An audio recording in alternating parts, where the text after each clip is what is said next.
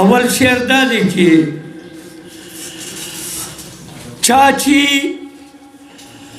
په سرو وینو ګټلی وطن مروانه وای چا چې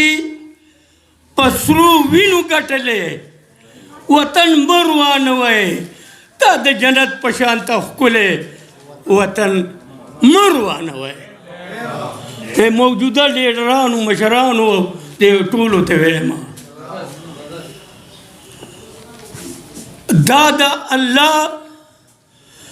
د نعمتونو نه جوړ شوی وطن دا د الله د نعمتونو نه جوړ شوی وطن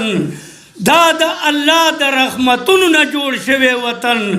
دا د الله د قدرتونو نه جوړ شوی وطن په وطنونو کې ښاغلی وطن مروانه وای دا د جنت په شانته ښکلی وطن مروانه وای نظم غټ دی خو اوږدو منه ځکه چې ټیم ضایع کېږي او بیا یو دوه شعرونه چې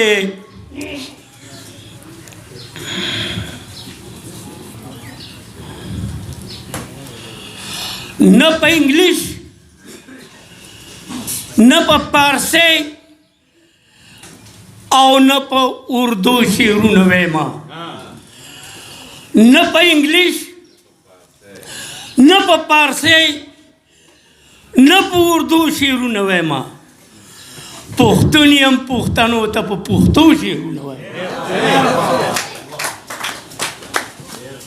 او چې سر په وخت د ننګ قربانوي ډډه ترې نه کړي چې سر په وخت د ننګ قربانوي ډډه ترې نه کړي د هغې بادرانو شاه زلمو شعرونه وایم او دا بل شعر دی چې ټوکړي ټوکړي راته وایم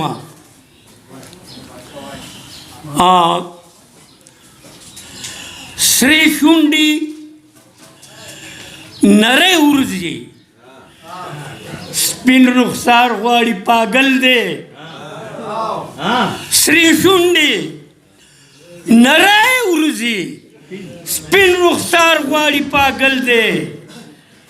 په دې ګرانه ګرانه کې رانه یار غواړي پاگل دی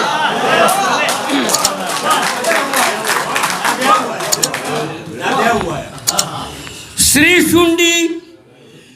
نری ورځي سپین رخسار غواړي پاگل دی او په دې ګرانه ګرانه کې رانه یار غواړي پاگل دی او دا زړه مې لیونی شو ناجایزې تاړم شو دا زړه مې لیونی شو ناجایزې تاړم شو ام یار غواړي پاگل دی او مزیدار غواړي پاگل دی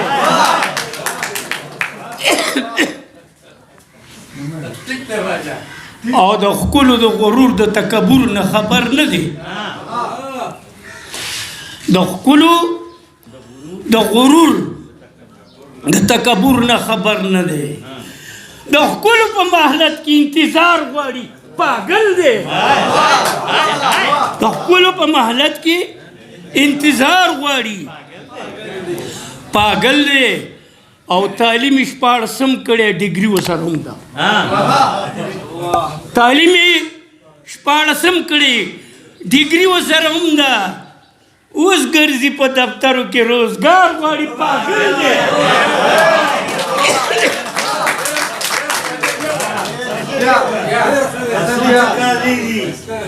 تعلیم شپاړسم کړی ډګري ورسره هم ده اوس ګرځي په دفترو کې روزګار غواړي پاگل دی او د خپلو مشرانو د لاس ونې یې کوتره کړي د خپلو مشرانو د لاس ونې یې کوتره کړي په داسې سوراړه کې نوبهار غواړي پاگل دی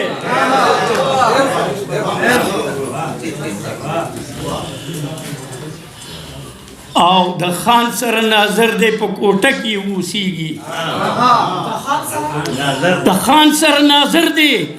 په کوټه کې یې اوسیږي نو پردي اختیار کې دننه خپل اختیار غواړي پاگل دی مړه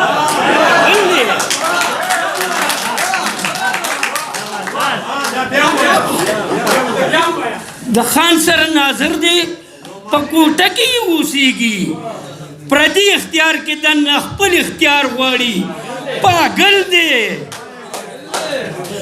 او دا دور د مجنون او د فرهاد او د منصور نه دی دا دور د مجنون او د فرهاد د منصور نه دی که دار غواړي پاگل دی او که دیدار غواړي پاگل دی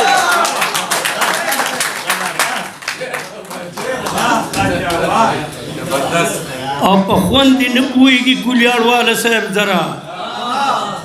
په خوند نه پوهېږي کلیاړواله صاحب ذرا خو دا ستا د خولې خواږه خواږه اشعار غواړي پاگل دی یو غزل بل ستاسو مخې ته اکدمه سم پړسېدلی ما ځکه چې ما په ړومبي نمبر کې ما نوم لیکلی و هغه زه اخري ته راتلم دې وخت ته راورسېدم خو یوه خبره مې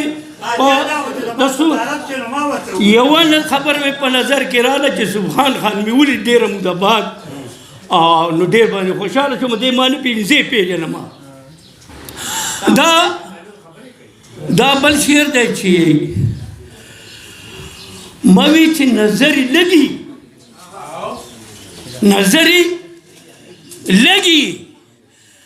او ورته دانګي انګار نه پېژني نظری لګي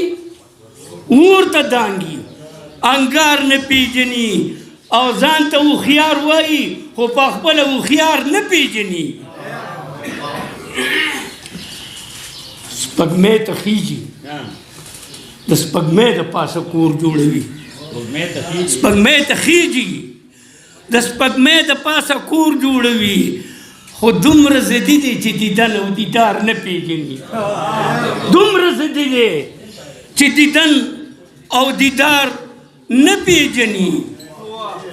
نو خپل ځان په خپله غورځوي د جهنم کندې ته خپل ځان په خپله غورځوي د جهنم کندې ته چې په دې دومره رڼاګانو کې لار نه پېژني خپل ځان په خپله غورځوي د جهنم کندې ته چې په دې دومره رڼاګانو کې لار نه پېژني او هغې طبیب طرف ته نه ځي چې علاج یې وکړي هغه طبیب له ځي چې روغ او بیمار نه پېژني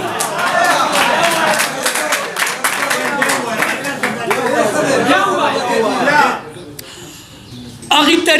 طبیب طرف ته نه ځي چې علاج یې وکړي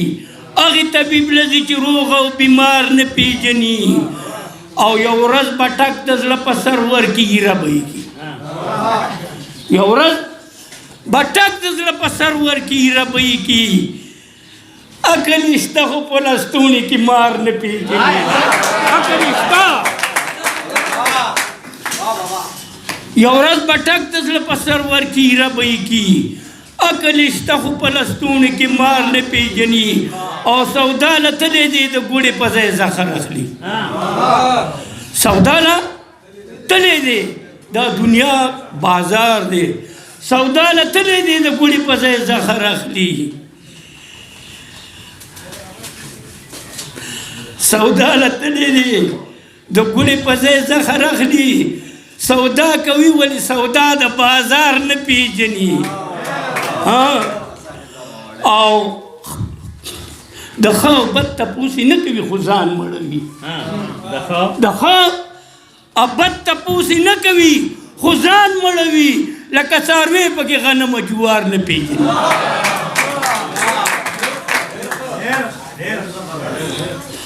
او دا یورپ والا ته زه وایم چې ما ته د داسې تهذیبونو صفتونه مه کړه دا زموږ دا خلک وایي انګریز دا چا پلاني ده ما وی ما ته د داسې تهذیبونو صفتونه مه کړه چې مور شته خو خور یې نشته خپل پلار نه پېژني